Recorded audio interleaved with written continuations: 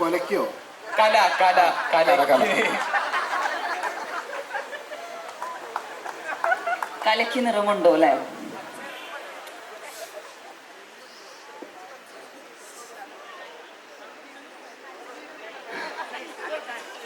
അല്ല, എനിക്ക് നല്ലൊരു ആൻസർ പറയണം എന്നാണ് എൻ്റെ ആഗ്രഹം. പക്ഷേ ഞാൻ ആലോചിക്കട്ടെ. കല ഒരു ഭയങ്കര ആൻസർ പറയണം, നിങ്ങളൊക്കെ ഞെട്ടണം എന്നാണ് എൻ്റെ ആഗ്രഹം.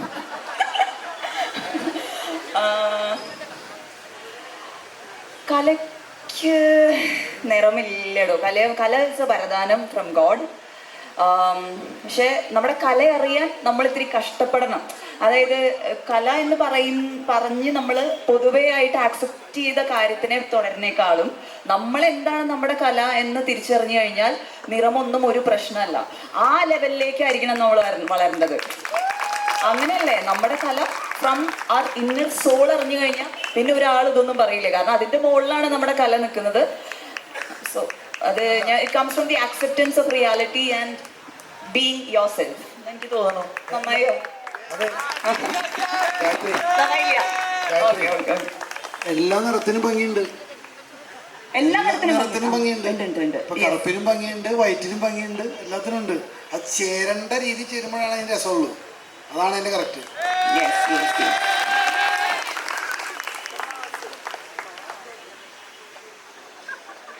പിള്ളേര് വരണം, എന്നാലേ കൈയ്യടിയിട്ടുള്ളൂ. അപ്പോൾ ഒരുപാട് സന്തോഷം ഇവിടെ വരാൻ സാധിച്ചതിൽ. നമ്മുടെ പടം തയ്യൽ മിഷൻ അടുത്ത മെയിലല്ലേ, മെയിൽ റിലീസാണ്. എല്ലാവരും കാണണം. എന്തുകൊണ്ടാണ് തയ്യൽ മിഷൻ എന്ന ടൈറ്റിൽ എന്ന് ചോദിച്ചാൽ ഇതിൻ്റെ മെയിൻ ഒരു ഫാക്ടർ നിലനിൽക്കുന്നത് തയ്യൽ മിഷനോടെയാണ് പോകുന്നത് ഈ കഥ. അപ്പം അതുകൊണ്ടാണ്. ഇപ്പം മഞ്ഞുമൽ ബോയ്സ് എന്തുകൊണ്ടാണ് മഞ്ഞുമലിന് പോയുന്നുണ്ട്, അതുപോലെ അതന്നെ സംഭവം. പിന്നെ അതേപോലെ ഒരു പേര് വിട്ടുപോയി ഇവിടെ എല്ലാവരും പറയും, നമ്മുടെ പ്രൊഡ്യൂസർ ഗോപിക. അപ്പോൾ ഗോപികയെ ഈ നിമിഷം ഞാൻ ഓർക്കുന്നു. ഈ പടം ഉണ്ടായത് ഗോപിക പ്രൊഡ്യൂസ് ചെയ്തുകൊണ്ട് മാത്രമാണ്. അപ്പോൾ അതുപോലെ തന്നെ എല്ലാവരും പടം കാണണം.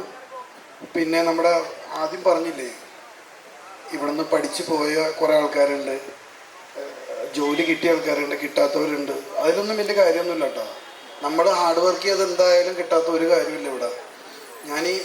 ഇപ്പോൾ ഈ അച്ഛന്മാർ വന്നപ്പോൾ എന്നോട് ചോദിച്ച ചോദ്യമാണ് എങ്ങനെയാണ് സിനിമയിൽ വന്നതെന്നുള്ളത്. ഞാൻ ശരിക്കും എൻ്റെ ഒരു പ്രായത്തിൽ സാധാരണ എല്ലാ മനുഷ്യന്മാരെ പോലെയും ഇവിടെ ഒരു ഐലൻഡിൽ, നമ്മുടെ ഐലൻഡില്ലേ, അവിടെ ജോലിക്ക് പോയിക്കൊണ്ടിരിക്കുകയായിരുന്നു. അത് കഴിഞ്ഞിട്ട് അതും അടുത്തിട്ട് ദുബായിക്ക് പോയി. പക്ഷെ അവിടെ പോകുമ്പോൾ നമ്മുടെ മനസ്സ് ഇവിടെ അല്ല. എൻ്റെ ആഗ്രഹം ആനയാണ്. അപ്പോൾ എനിക്ക് ആനയെ വാങ്ങിക്കണം, എനിക്ക് ആനയായിട്ടുള്ള ബന്ധപ്പെട്ടുള്ള പരിപാടികളാണ് എനിക്ക് താല്പര്യം. അങ്ങനെ അവിടെയും എനിക്ക് ദൈവാനുഗ്രഹം പോലെ ജോലി കിട്ടിയില്ല. തിരിച്ചു പോന്നു. അവിടെ നിന്ന് തിരിച്ചു വന്ന് ഞാൻ 2 ആന വാങ്ങിച്ചു. അത് കഴിഞ്ഞിട്ടാണ് അങ്കമാലി ഡയറീസ് അഭിനയിക്കുന്നത്. അത് കഴിഞ്ഞ് ഇപ്പോൾ 32 പടം ചെയ്തു, 18 പടം ഇറങ്ങി, ഒരു പടം കഥ എഴുതി, അജഗജാന്തരം.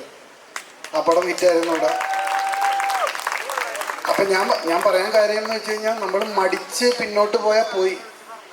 വന്നവഴിക്ക് ഗായത്രിയോട് പറഞ്ഞ പോലെ നമ്മൾ മാത്രമേ ഉള്ളൂ. എന്ത് കാര്യത്തിനും നമ്മൾ തന്നെ ഇറങ്ങിത്തിരിക്കണം. അപ്പോൾ എല്ലാവർക്കും എല്ലാവിധ ആശംസകളും. ഒരിക്കൽ കൂടി ഒരുപാട് നന്ദി ഇവിടെ വിളിച്ചതിൽ. Thank you.